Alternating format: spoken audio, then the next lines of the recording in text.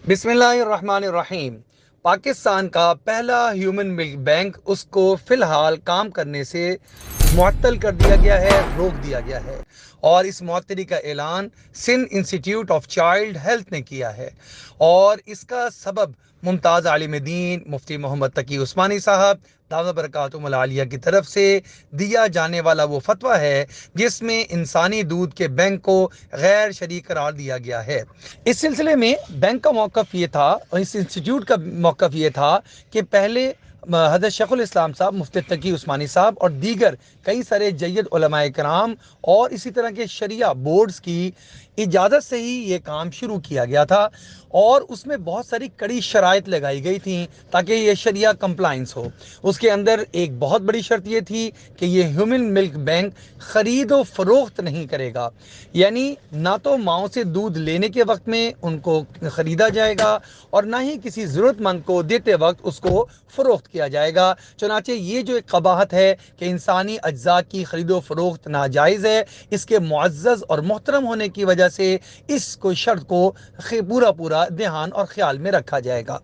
दूसरी शर्त ये थी कि जिन माओं का दूध यहाँ पर पिलाया जाएगा, यहाँ पर जमा किया जाएगा, उनका डाटा सारा का सारा इकट्ठा रखा जाएगा और नादरा या इस किस्म के डेटा बेस जो इदारे हैं उनके ज़रिए से इनका कंप्लीट डाटा मौजूद रहेगा। इसी तरह पीने वाले बच्चों का भी डाटा कंप्लीट तौर पे मुकम्मल तौर पे महफूज रखा जाएगा ताकि हुर्मत रज़ाअत के मसाइल कहीं किसी दर्जे में भी पेश ना आए और जो जब चाहे वो इस चीज़ को चेक कर सकता हो कि मैं अगर किसी बच्चे ने दूध मिल्क बैंक से लिया है और वहाँ से पिया है तो उसी जगह से दूध लेने वाले और कौन कौन से बच्चे हैं और किन किन के साथ इसकी हुर्मत रज़ाअत साबित हो चुकी है।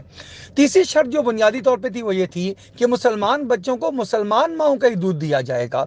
चुनांचे इस तरह की कई सारी कड़ी शराइत और उनकी निगरानी की यकीन दहानी के बाद इसकी गुंजाइश और इजाज़त दी गई थी। लेकिन जब यहाँ इस मिल्क बैंक का क़याम हुआ तो दोबारा से असर-ए-नौ इन तमाम शराइत का जायज़ा लिया गया। क्या ये चीज़ें पूरी हो रही हैं या नहीं, तो अंदाज़ा हुआ कि इनकी अभी तक कोई ख़ास निगरानी की शक्ल मौजूद नहीं है और इन शराइत को पूरा करना फ़िलहाल नामुमकिन नज़र आ रहा है। इसीलिए इस नामुमकिन होने की वजह से इसको फ़िलहाल मुअत्तल कर दिया गया है। चुनांचे अब ये मामला इस्लामी नज़रियाती कौंसिल के पास भेजा गया है, वो इसके लिए सिफारिशात मुरतब करेंगी और मज़ीद दारुल उलूम कराची के दारुल इफ्ता से हज़रत शेखुल इस्लाम मुफ्ती मोहम्मद तकी उस्मानी साहब दामत बरकातुहुल आलिया से मज़ीद इस मामले में रहनुमाई ली जाएगी और जब तक के लिए इसका ऑपरेशन मुअत्तल कर दिया गया है, जो इंतहाई खुश आइंद बात है।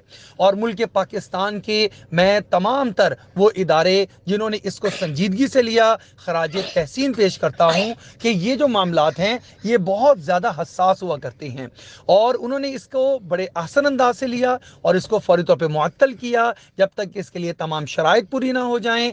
और शराइत के पूरे होने के बाद जब इसको शुरू किया जाएगा या कंप्लीट उलमा की मुफ्तियान कराम की निगरानी में होगा या एक शरिया बोर्ड होगा जो इसकी निगरानी कर रहा होगा, तो यकीनन ये ज़रूरत भी पूरी होगी और शरीयत के तकाज़ों के मुताबिक भी होगी।